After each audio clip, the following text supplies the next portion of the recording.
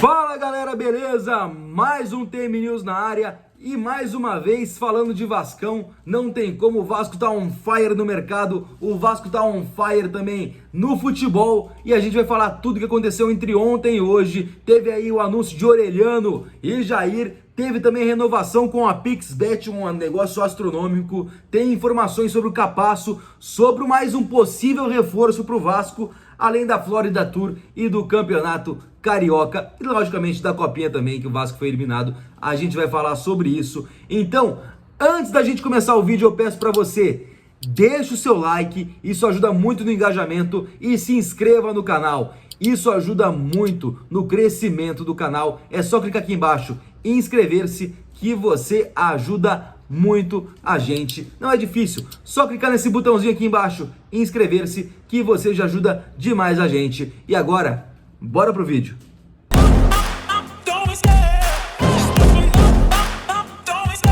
Bom galera, ontem o Vasco chegou on fire. Eu inclusive informei no Tapa de Primeira de ontem que era o deadline pro Vasco para anunciar Orelhano e Jair. O Vasco já havia dado o seu ultimato para os clubes Atlético Mineiro e Vélez Sarsfield, e aí ontem anunciou o Orelhano e o Jair, que estão aparecendo aí os anúncios na tela, e o Vasco pagou pelo Orelhano um pouco a mais. Não só o Vasco, tá? Eu vou explicar.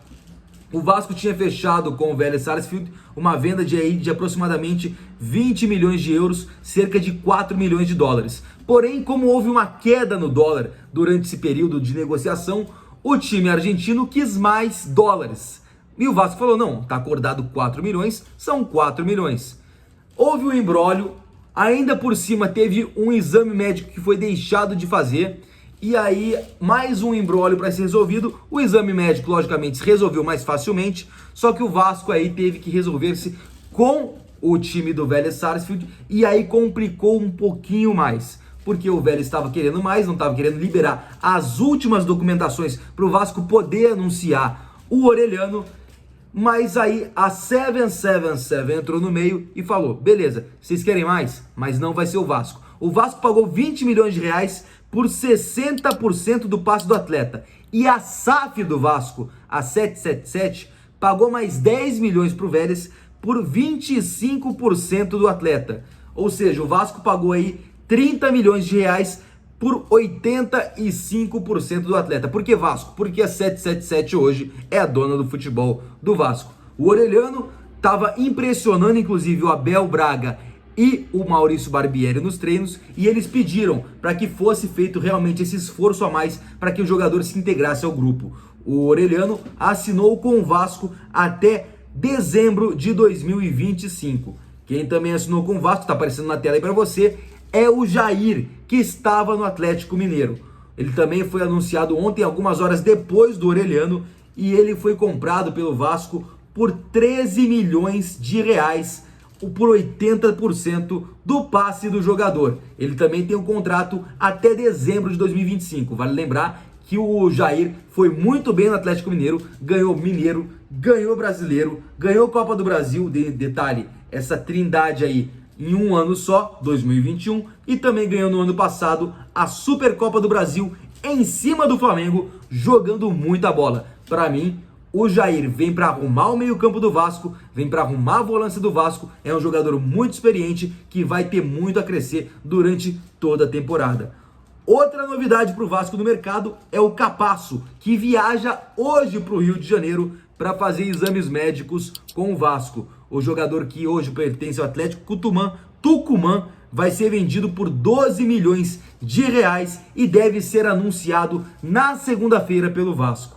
E o Vasco também, que está forte no mercado, começou a sondar o tal de Bruno Zapelli, que joga no Belgrano.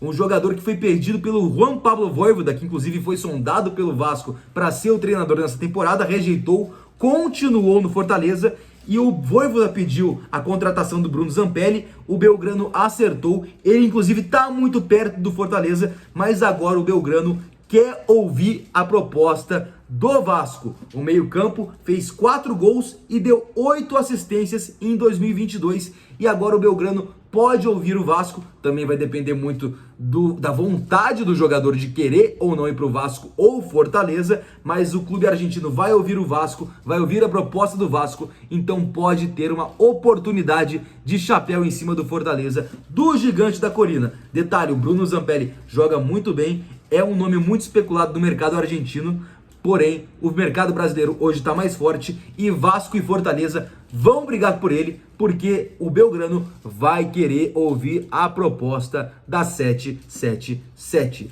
Saindo um pouco agora dessa parte de mercado, vamos para a Florida Tour. A lista que estava assim mantida em 7 chaves, acho que até porque tinham jogadores que não tinham sido anunciados ainda, foi divulgada. Tá aparecendo para você na tela a lista de quem vai para a Flórida para participar desses amistosos, dessa pré-temporada do Vasco lá em Miami. O Vasco vai pegar primeiramente o River Plate, que já é um adversário conhecido do Vasco, inclusive foi o adversário da semifinal em 98, daquele gol monumental do Juninho, e já se enfrentaram inclusive lá na Flórida em 2017, onde o Vasco ganhou com um gol de falta do Nenê, e agora voltam a se enfrentar mais de 5 anos depois. O Vasco anunciou essa lista ontem, porque tinham jogadores, logicamente, que não estavam anunciados, não estavam regularizados, então não podia soltar. Mas o Vasco vai pegar 2 datas do Carioca para jogar a Florida Tour. E já vou aproveitar esse gancho do Carioca, gente, e vamos falar da estreia do Vasco na competição. O Vasco enfrenta hoje, às 6 horas da tarde, o Madureira em São Januário. O Vasco vai com o time inteiro reserva, basicamente, na verdade, o time sub-20, e não vai ter Maurício Barbieri no banco, logicamente, ele também foi para os Estados Unidos, e vai ter até um conhecido da torcida, que no ano passado foi muito presente no banco de reservas, é o interino Emílio Faro, quem vai comandar o Vasco nessas 2 partidas do Carioca.